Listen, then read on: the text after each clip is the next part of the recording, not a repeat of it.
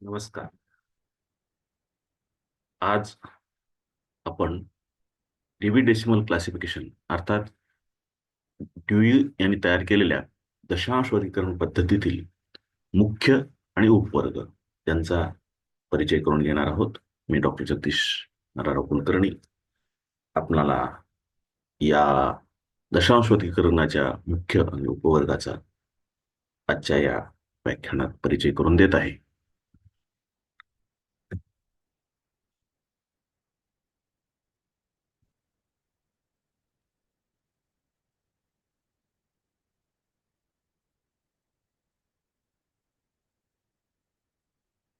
हे दशांश वर्गीकरण पद्धतीची 23वी आवृत्ती तुम्हाला दिसून येतील. हे 4 खंड आहेत. दशांश वर्गीकरण पद्धतीच्या आतापर्यंत 24 आवृत्त्या प्रकाशित झालेल्या आहेत. अगदी एका खंडापासून ते 4 खंडापर्यंत हे खंड दशांश वर्गीकरणाच्या आवृत्त्या अशा पद्धतीच्या प्रकाशित झालेल्या आहेत.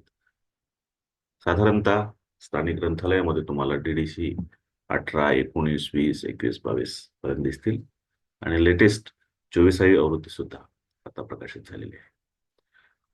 हे मेलविल ड्यूई आहेत, ज्यांनी या वर्गीकरण पद्धतीचा शोध लावला आणि विकास केला. ही वर्गीकरण पद्धती जागतिक स्तरावर सगळीकडे वापरली जाते. अतिशय महत्वाची ही वर्गीकरण पद्धती आहे आणि त्याचा आपण अभ्यास करत आहोत. आजच्या या व्याख्यानामध्ये आपण 2 गोष्टी पाहणार आहोत.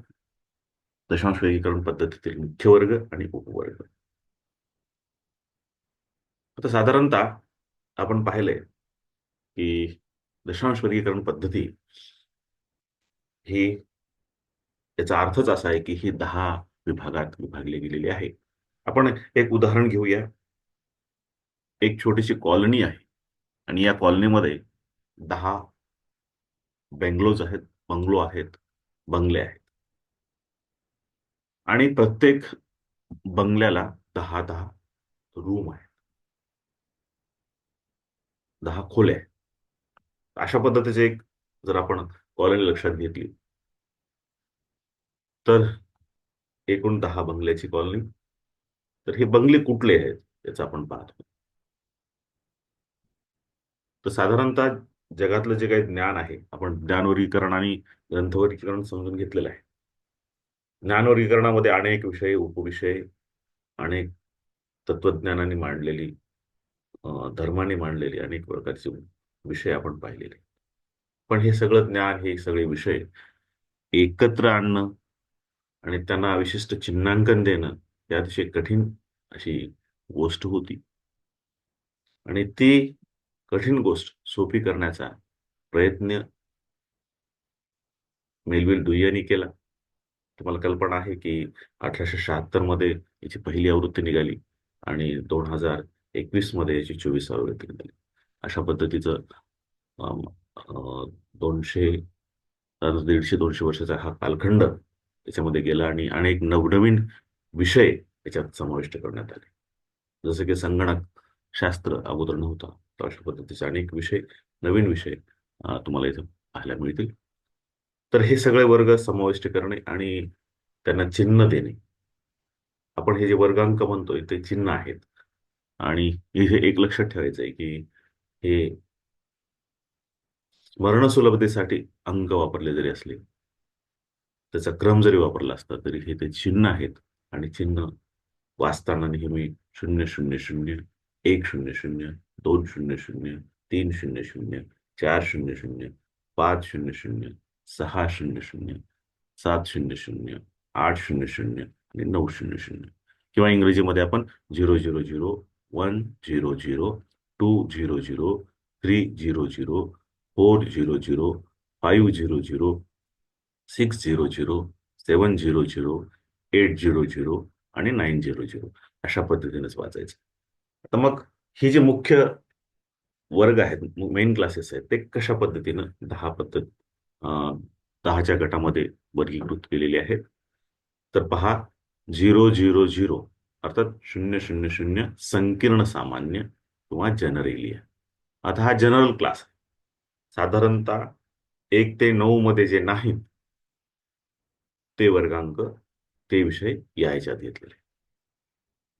100 हा तत्वज्ञान आणि मानसशास्त्रासाठी आहे. इंग्रजीमध्ये ते आपण फिलॉसॉफी आणि सायकोलॉजी असं म्हणू त्याला. तर हे तत्वज्ञानातले जे काही विषय आहेत, तर ती सगळी त्या 10च्या गटात आहेत. धर्मासाठी स्वतंत्र विभाग दिलेला आहे, 200. एक मुख्य वर्ग धर्मासाठी आहे. त्याच्यानंतर 300 मध्ये सामाजिक शास्त्र आहेत, सोशल सायन्सेस. 400 भाषा आहे, लँग्वेजेस किंवा भाषाशास्त्र, लिंग्विस्टिक. 500 नैसर्गिक शास्त्रे आणि गणित, नॅचरल सायन्सेस अँड मॅथमॅटिक्स. याला प्युअर सायन्सेस असं म्हणतात, शुद्ध शास्त्र असं सुद्धा म्हटलं जातं. 600 हे टेक्नॉलॉजीसाठी आहे, तंत्रज्ञानासाठी आहे. कुठे तंत्रविद्या, कुठे तंत्रज्ञान असा शब्द प्रयोग केला जातो. अप्लाइड सायन्सेस अर्थात उपयोजित शास्त्र. तर नॅचरल सायन्सेस हा 500 साठी आणि टेक्नॉलॉजी ही 600 मध्ये समाविष्ट आहे. आर्ट्स, वेगवेगळ्या प्रकारच्या कला ह्या 700 मध्ये घेतलेल्या आहेत. साहित्य आणि अलंकारशास्त्र, ललित वाङ्मय आणि अलंकारशास्त्र हा जो लिटरेचरचा मुख्य विषय आहे, तो 800 मध्ये समाविष्ट केलेला आहे. आणि 900 मध्ये भूगोल आणि इतिहास याला लागून चरित्र म्हणजे जिओग्राफी, हिस्ट्री अँड बायोग्राफीज अशा पद्धतीचं हे मुख्य क्लास आहेत. हे मुख्य क्लास सर्वांना मुखोद्गत असणं आवश्यक आहे. विशेषतः जे विद्यार्थी दशांश वर्गीकरण पद्धतीचा अभ्यास करत आहेत, ज्यांना प्रत्यक्ष किंवा प्रात्यक्षिक करायचे आहेत, त्यांना हे मुख्य वर्ग अगदी मुखोद्गत असले पाहिजे आणि क्रमाने मुखोद्गत असले पाहिजे. कुठलाही वर्ग विचारला तर त्याला सांगता आलं पाहिजे, कारण वर्गीकरण करताना शोधण्यासाठी प्रत्येक वेळी तुम्ही अनुक्रमाणा क्रमणिका पाहणं आणि नंतर शोधणं शिकणार नाही. तर ही मुख्य वर्ग जर पाठ असतील तर त्या त्या मुख्य वर्गामध्ये तुम्ही त्वरित जाऊ शकता. आपल्या अभ्यासासाठी मी पुन्हा एकदा याचं वाचन करतो हे मुख्य वर्गाचं, जेणेकरून हे आपल्या लक्षात राहील आणि हे आपण सगळ्यांनी अगदी मन लावून ऐकायचं आहे आणि लक्षात ठेवण्याचा प्रयत्न करायचा आहे. मुख्य वर्ग, दशांश वर्गीकरण पद्धतीतील मुख्य वर्ग, वर्गांक आणि विषय. पहिला मुख्य वर्ग आहे 000. तो आहे संकीर्ण किंवा सामान्यसाठी.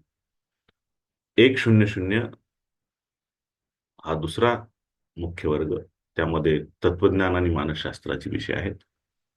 200 हा मुख्य वर्ग धर्मासाठी आहे, त्यात सगळ्या धर्माचा समावेश आहे जगातल्या. 300 सामाजिक शास्त्रे, 400 भाषा, 500 नैसर्गिक शास्त्रे आणि गणित, 600 तंत्रज्ञान उपयुक्त शास्त्रे, 700 कला, 800 ललित वाङ्मय आणि अलंकारशास्त्र, 900 भूगोल आणि इतिहास. अशा पद्धतीचं प्रत्येकाने हे मुख्य वर्ग लक्षात ठेवायलाच हवे. त्याच्यानंतर आपण उपवर्गाकडे वळणार आहोत. ह्या उपवर्गामध्ये प्रत्येक मुख्य वर्गाचं, जसं मी तुम्हाला सांगितलं होतं की ह्या ज्या 10 कॉलनीमधल्या बिल्डिंग्स आहेत, आता आपण एक एक बिल्डिंग उघडून पाहणार आहोत, एक एक बंगला आपण पाहणार आहोत. त्या प्रत्येक बंगल्यामध्ये 10-10 रूम्स आहेत, 10-10 कक्ष आहेत. तर हा पहिला जो आहे तो 000 संकीर्ण सामान्य.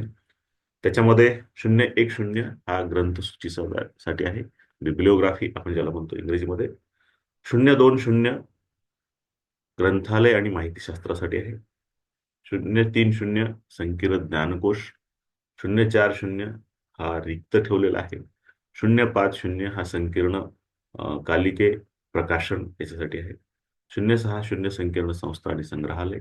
070 माध्यम, वृत्तपत्र व्यवसाय आणि प्रकाशने. 080 संकीर्ण संग्रह.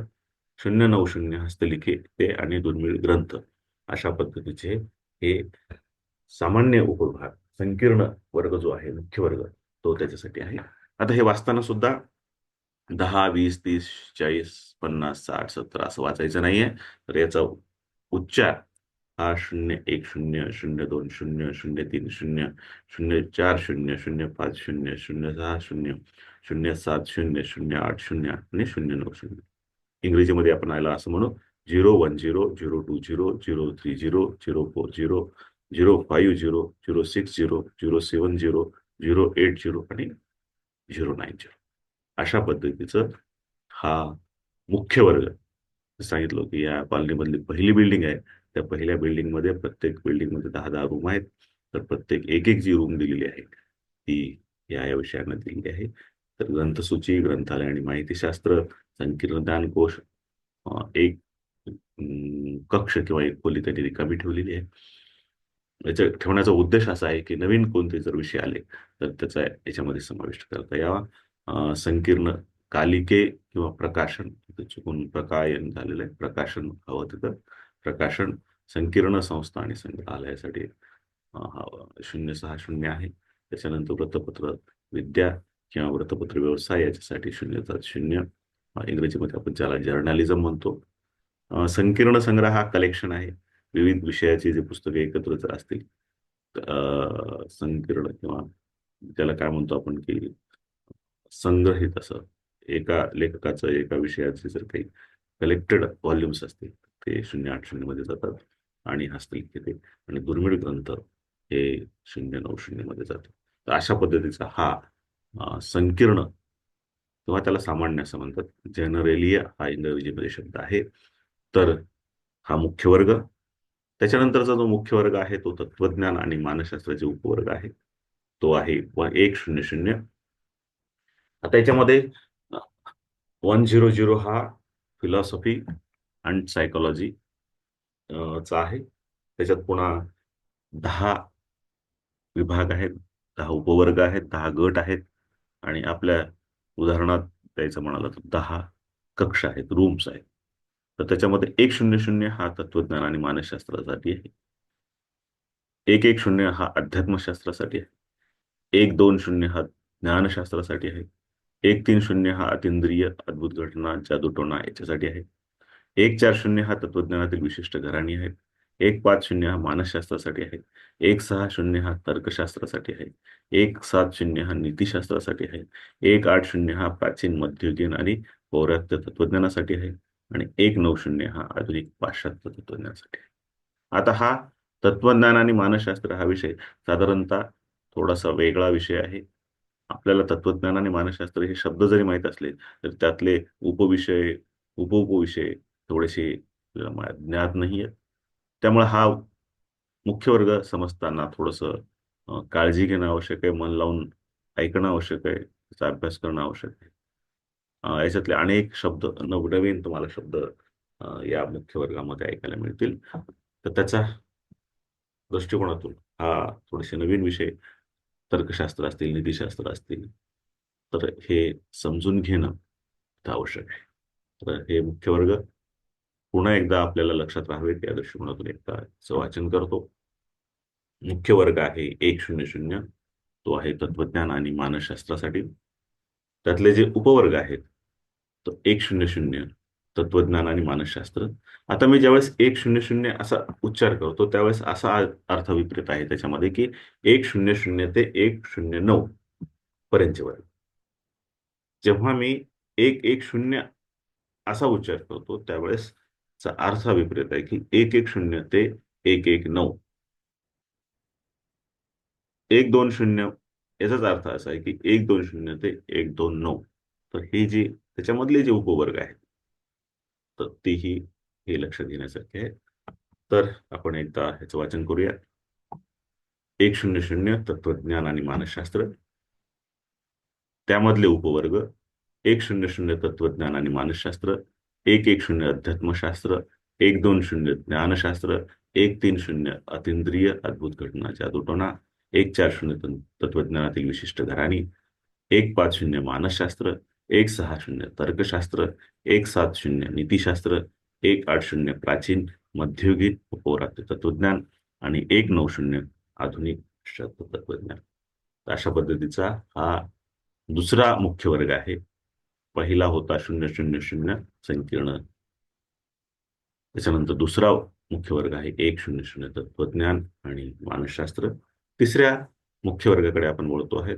तिसरा मुख्य वर्ग हा धर्माचा आहे आणि या धर्मामध्ये पुन्हा 10 विभाग केलेले आहेत. आपल्या उदाहरणात सांगायचं म्हणजे तर तिसऱ्या बिल्डिंगकडे, तिसऱ्या बंगल्याकडे आपण वळलेलो आहोत आणि ह्या बंगल्यामध्ये पुन्हा 10 रूम्स आहेत, 10 कक्ष आहेत आणि 10 कक्ष जे राखून ठेवलेले आहेत ते आपल्याला स्क्रीनवर दिसून येत आहेत. तर त्यातलं 200 हा धर्म, 210 हा नैसर्गिक धर्मशास्त्र, 220 बायबल, 230 ख्रिश्चन धर्मशास्त्र, 240 ख्रिश्चन नैतिक आणि भक्तीचे धर्मशास्त्र, 250 ख्रिश्चन धर्माप्रमाणे दर्जा आणि स्थानिक चर्च, 260 ख्रिश्चन सामाजिक धर्मशास्त्र धर्मशास्त्र, 270 ख्रिश्चन चर्चचा इतिहास, 280 ख्रिश्चन चर्चची नावे व पंथ आणि 290 इतर आणि तौलनिक धर्म. आता तुम्हाला लक्षात येईल की ही जी परिकरण पद्धती आहे ती अमेरिकन शास्त्रज्ञांनी निर्माण केलेली आहे. त्यांचा धर्म हा ख्रिश्चन आहे आणि अमेरिकेतला सर्वसाधारण धर्म ख्रिश्चन असल्यामुळं त्यांनी ख्रिश्चन धर्मावर अधिक भर दिलेला आहे. म्हणजे एका बंगल्यामधल्या जवळपास 9 खोल्या त्यांनी फक्त ख्रिश्चन धर्म दिलेला आणि एका खोलीमध्ये सगळे धर्म दाटीवाटीने ठेवलेले आहे. साधारणतः यातले मर्यादा ज्या आहेत या वर्गीकरण पद्धतीला जर लक्षात घेतलं तर अशा काही या मार्गाने आहेत की ही वर्गीकरण पद्धती मुख्यतः पाश्चिमात्य ज्ञानावर आधारित आहे. पाश्चिमात्य विषयावर ला अधिक कल असलेले, अधिक कल पाश्चिमात्य विषयाकडे असलेले आहे आणि त्यामुळे साहजिकच धर्माचे उपवर्ग करताना ख्रिश्चन धर्माला मुख्य धरलेलं आहे किंवा जास्त त्याच्यावर भर आहे. आणि इतर धर्म म्हणजे 290 जसं हिंदू धर्म असेल, इस्लाम असेल, ख्रिश्चन असेल, जैन असेल, बौद्ध असेल, शीख असेल, तर ह्या सगळ्या धर्मासाठी त्यांनी एकाच खोलीमध्ये किंवा एका उपवर्गामध्ये समाविष्ट केलेलं आहे. आपल्या अभ्यासासाठी म्हणून त्याचे एकदा वाचन करतो. 200 धर्माचे उपवर्ग, 200 धर्म, 210 नैसर्गिक धर्मशास्त्र, 220 बायबल, 230 ख्रिश्चन धर्मशास्त्र, 240 ख्रिश्चन नैतिक आणि भक्तीचे धर्मशास्त्र, 250 ख्रिश्चन धर्माप्रमाणे दर्जा आणि स्थानिक चर्च, 260 ख्रिश्चन सामाजिक धर्मशास्त्र, 270 ख्रिश्चन चर्चचा इतिहास, 280 ख्रिश्चन चर्चेची नावे आणि पंथ आणि 290 इतर आणि तौलनिक धर्म. आता ही झाली 3 मुख्य वर्गाचा आपण अभ्यास केलेला आहे. आता चौथ्या मुख्य वर्गाकडे आपण वळत आहोत. पहिला मुख्य वर्ग होता 000 जनरलिया, 100 तत्वज्ञान आणि मानसशास्त्र, 200 धर्म. आता 300 जो आहे तो सामाजिक शास्त्रासाठी आहे. सामाजिक शास्त्रातले विषय मात्र आपल्या परिचयातले आहेत आणि हे सामाजिक शास्त्रातले विषय साधारणतः 300 हा सामाजिक शास्त्रासाठी, 310 सामान्य संख्याशास्त्र, 320 राज्यशास्त्र, 330 अर्थशास्त्र, 340 कायदा, 350 लोकप्रशासन, 360 सामाजिक सेवा संघटना, 370 शिक्षणशास्त्र, 380 व्यापार संप्रेषण आणि दळणवळण, 390 रूढी शिष्टाचार आणि लोककथा. अशा पद्धतीचे मुख्य वर्ग 300 अर्थात सामाजिक शास्त्राचे हे उपवर्ग आहेत. साधारणतः सोशल सायन्सेसचे पूर्ण विषय याच्यामध्ये घेण्याचा प्रयत्न केलेला आहे. तरीही पण जसं संख्याशास्त्र आहे, स्टॅटिस्टिक्स हा विषय विज्ञानामध्ये सुद्धा जाऊ शकतो. साधारणतः हा संकीर्णमध्ये जाऊ शकला असता, विज्ञानामध्ये जाऊ शकला असता, सामाजिक शास्त्रामध्ये असू शकला असता. तर अशा प्रकारचा हा वर्ग आहे. त्याच्यानंतर समाजशास्त्र हा एक महत्वाचा विषय आहे.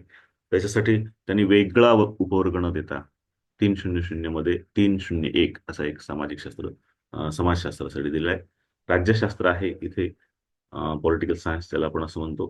त्याच्यानंतर अर्थशास्त्र, इकॉनॉमिक्स आहे, लॉ आहे, कायदा, पब्लिक ऍडमिनिस्ट्रेशन, लोक प्रशासन आहे, सोशल वर्क, सामाजिक सेवा, सामाजिक कार्य, सामाजिक संघटना अशा पद्धतीचं हा वर्गांक आहे. एज्युकेशन आहे, कॉमर्स आहे आणि रूढी शिष्टाचार लोककथा आहे. अशा पद्धतीचे ह्या सामाजिक उपवर्गाचे, आता लोककथा वगैरे हा साहित्याचा भाग आहे, तो साहित्यात जाणे अपेक्षित होते.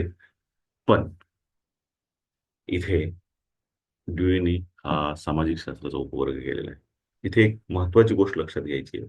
इथे आपल्या मनानं काहीही करायचं. हा ही जी वर्गीकरण पद्धती आहे, जागतिक स्तरावर वापरली जात आहे. अनेक विद्वान मंडळी या सर्व वर्गीकरण पद्धतीचं संशोधन करत आहेत, त्याच्यावर सुधारणा सुचवत आहेत. आणि ह्या सुधारणा काही अंशी अंमलातही येत आहेत. नवनवीन उपवर्ग आहेत, नवनवीन विषय आहेत, ते यात समाविष्ट करून घेतले जात आहेत. तरी पण याचा जो आराखडा आहे, मुख्य आराखडा सुरुवातीपासून जो आहे, तो कायम ठेवण्याचा प्रयत्न केलेला गेला आहे. जेणेकरून एखादा क्लास नंबर जर बदलायचा असेल तर तुम्हाला लाखो ग्रंथालयातली अ, ग्रंथांची मांडणी बदलावी लागेल. हे काही साम सोपं नाहीये. त्याच्यामुळं जी जे स्ट्रक्चर म्हणता येईल आपल्याला, जे स्ट्रक्चर, जे पायाभूत वर्ग इथे निर्माण केलेले आहेत, त्याच्यात आपल्याला बदल करता येत नाहीत. काही मर्यादा जरी आपल्या दृष्टिक्षेपात आल्या, तरी त्यात आपण आपल्या मनाने काही बदल करायचा नाही. हे आपल्याला फक्त उपयोजन करायचं आहे, याचा वापर करायचा आहे. आणि तो वापर करताना जो दशांश वर्गीकरण पद्धतीने दिलेला आहे तशाला तसा घ्यायचा आहे. आपलं ज्ञान किंवा आपलं उपयोजन यात काहीही बदल करायचा नाही. मी एकदा याचं वाचन करतो आपल्या अभ्यासासाठी. 300 सामाजिक शास्त्र हा मुख्य वर्ग आहे आणि त्यातले उपवर्ग: 300 सामाजिक शास्त्रे, 310 संख्याशास्त्र, 320 राज्यशास्त्र, 330 अर्थशास्त्र, 340 कायदा, 350 लोकप्रशासन, 360 सामाजिक सेवा संघटना, 370 शिक्षणशास्त्र, 380 व्यापार संप्रेषण दळणवळण आणि 390 रूढी शिष्टाचार लोक.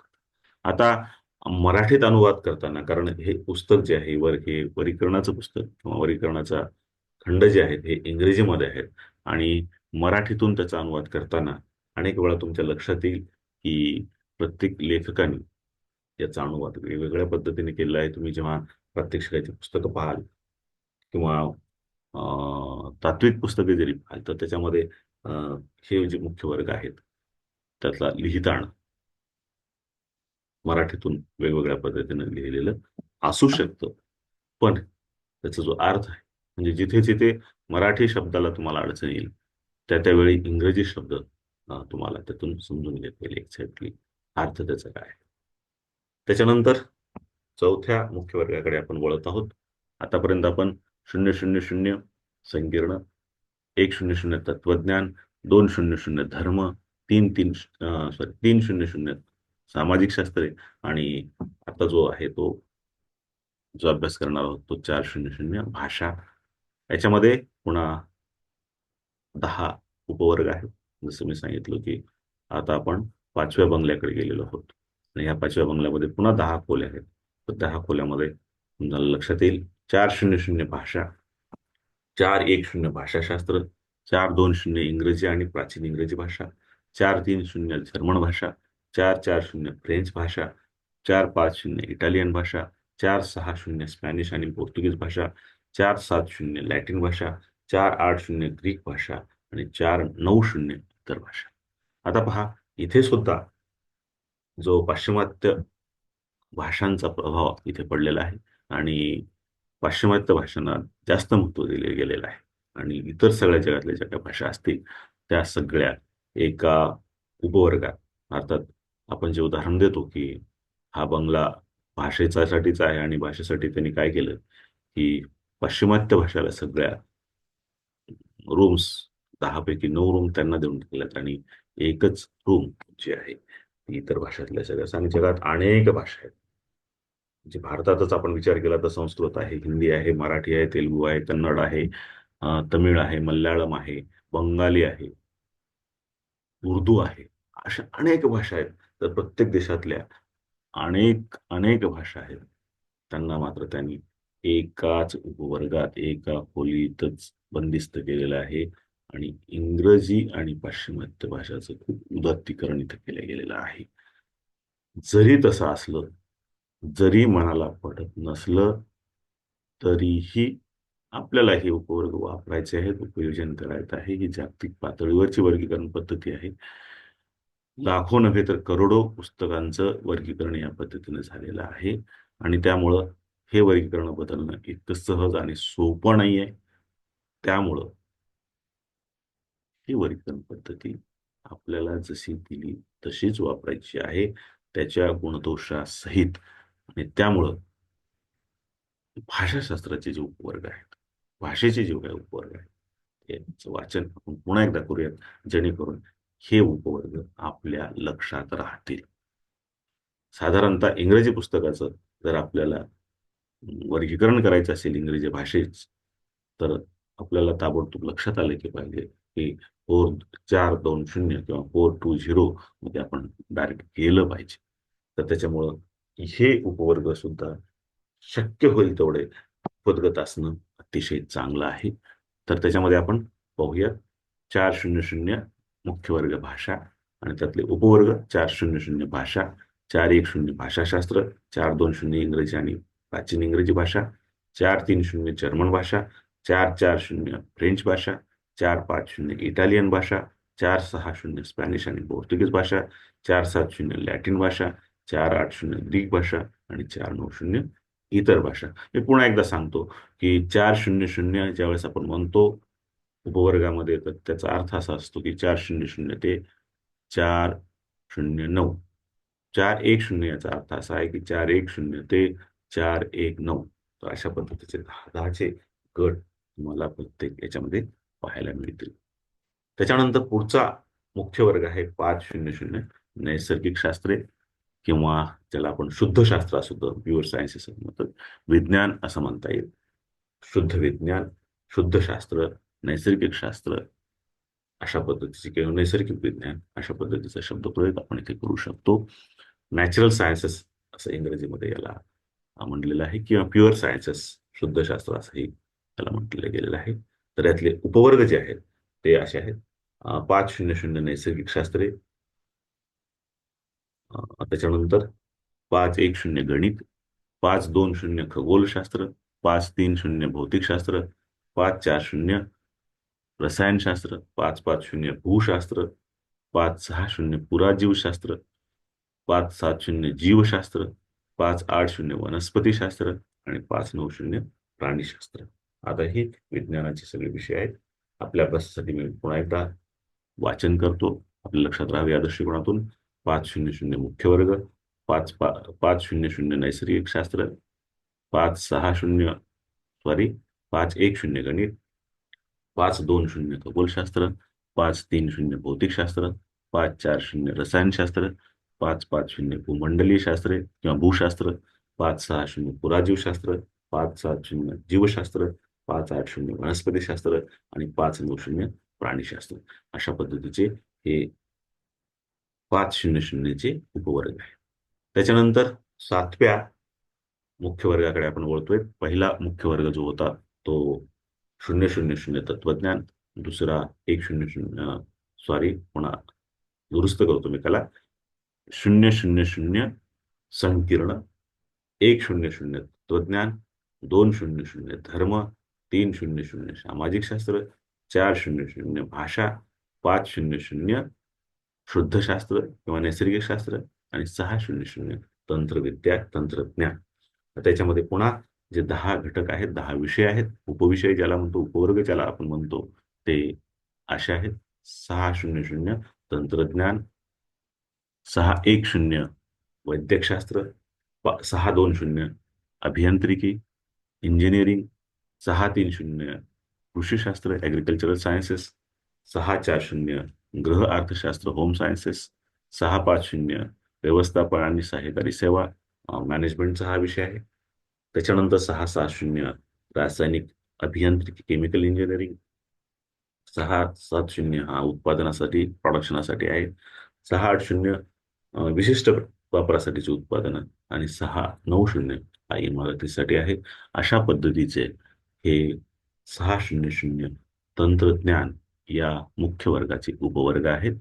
आपल्या स्मरणासाठी, स्मरण सुलभतेसाठी मी याचं पुन्हा एकदा वाचन करतो. आपण सर्वांनी अगदी शांतपणे ते ऐकायचं आणि लक्षात ठेवण्याचा प्रयत्न करायचा आहे.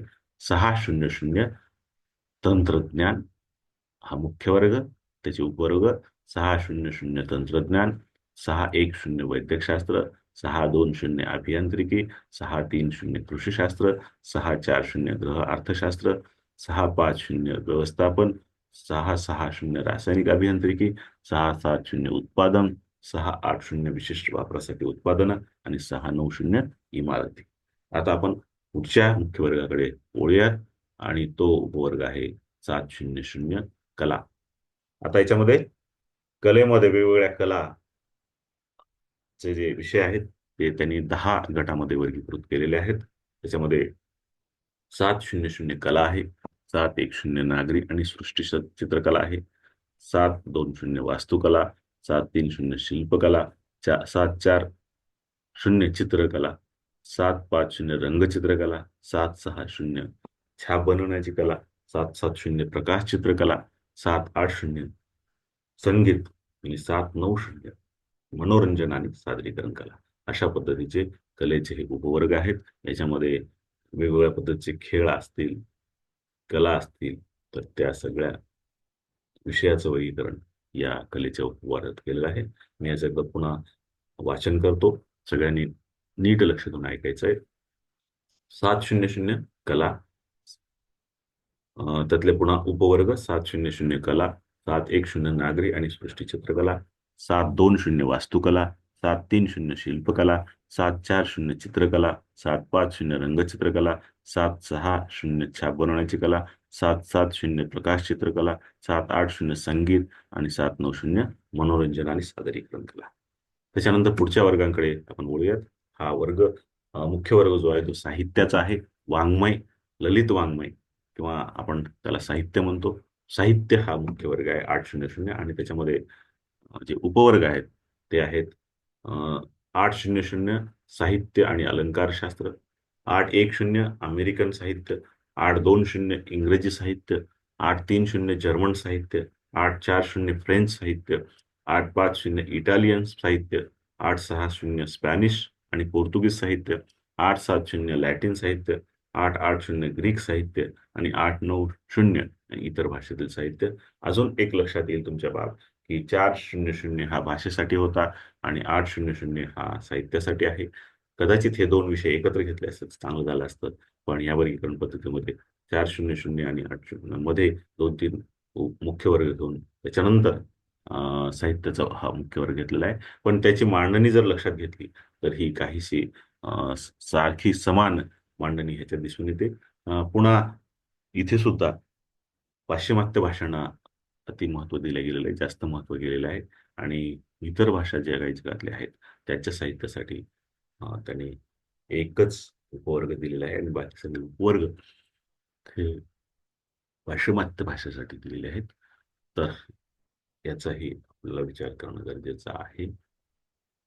विशेषतः याच्यात आपण फारसं का आणि कसं याच्यामध्ये अडकून न पडता जे आहे ते स्वीकारून आपल्याला ती पद्धती प्रमाणे वर्गीकरण करायचं आहे, त्या पद्धतीचा अभ्यास करायचा आहे. आणि त्यामुळं हे का ते का याच्यामध्ये फारसं विद्यार्थ्यांनी पडू नये. एक समजून घेण्याचं फक्त बाब आहे की अशा पद्धतीचं थोड्याशा या वर्गीकरण पद्धतीच्या मर्यादा आहेत. साधारणतः पाश्चिमात्य विषय असतील, पाश्चिमात्य संस्कृती असेल, तत्वज्ञान असेल, याला जास्त भर या वर्गीकरण पद्धतीमध्ये दिलेला गेलेला आहे.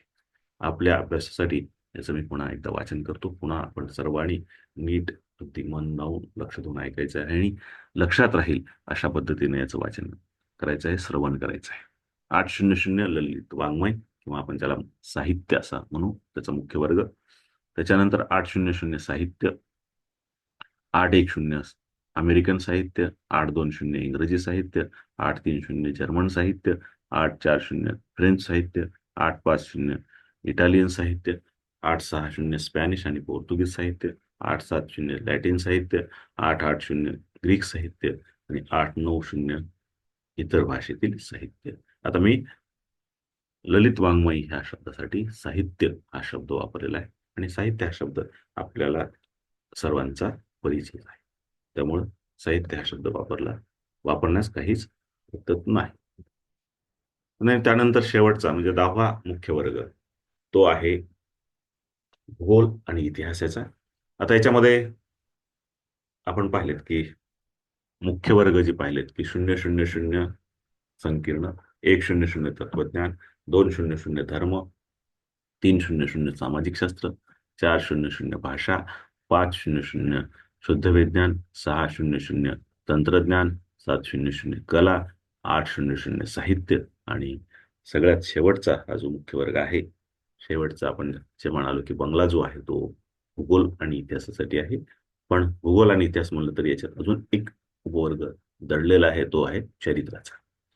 तर मुख्य वर्ग भूगोल आणि इतिहास, त्यामधले उपवर्ग 900 भूगोल आणि इतिहास, 910 भूगोल आणि प्रवास.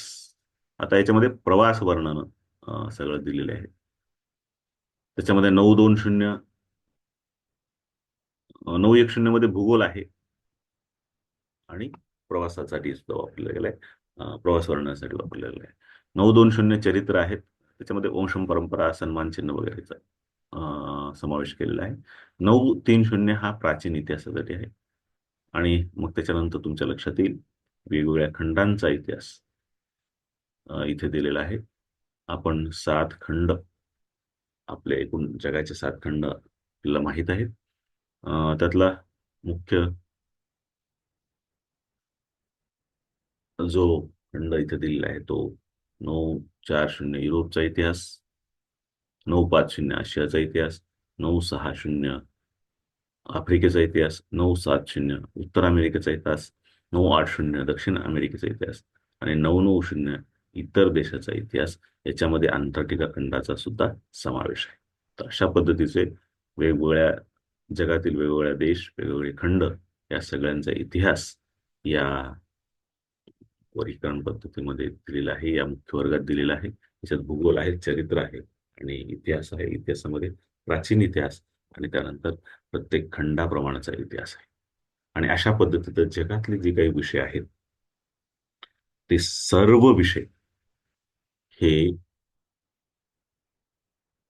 चिन्हांकनामध्ये समावेश करून त्यांना चिन्हांकन देण्याच्या पद्धती देऊन एक वर्गीकरण पद्धती ही निर्माण झालेली आहे. आणि याचा अभ्यास, सविस्तर असा अभ्यास आपल्याला करायचा आहे.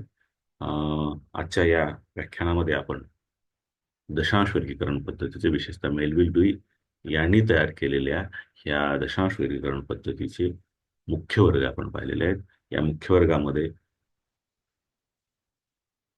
000 संकीर्ण, 100 तत्वज्ञान, 200 धर्म, 300 सामाजिक शास्त्र, 400 भाषा, 500 शुद्ध विज्ञान, 600 तंत्रज्ञान, 700 कला, 800 साहित्य आणि 900 भूगोल आणि इतिहास, असे हे 10 मुख्य वर्ग सगळ्यांनी लक्षात ठेवायचे आहेत. आणि त्याचा सविस्तर आपण अभ्यास आपण पुढे करणार आहोत. तर अशा पद्धतीचे हे दशांश वर्गीकरण पद्धतीतले मुख्य 10 वर्ग आणि त्याचे प्रत्येक मुख्य वर्गातले 10 उपवर्ग, अशा या मुख्य वर्गाचा आणि उपवर्गाची चर्चा, त्याचा अभ्यास आपण इथे केलेला आहे. सर्वांनी हे जे मुख्य वर्ग, आणि मुख्य वर्ग तर मुखोद्गत असलेच पाहिजे, पाठ असलेच पाहिजे, उपवर्ग सुद्धा जास्तीत जास्त पद्धतीने, जास्तीत जास्त विद्यार्थ्यांना, प्रत्येकालाच मी तर म्हणेन की उपवर्ग सुद्धा लक्षात राहणं तेवढेच गरजेचं आहे.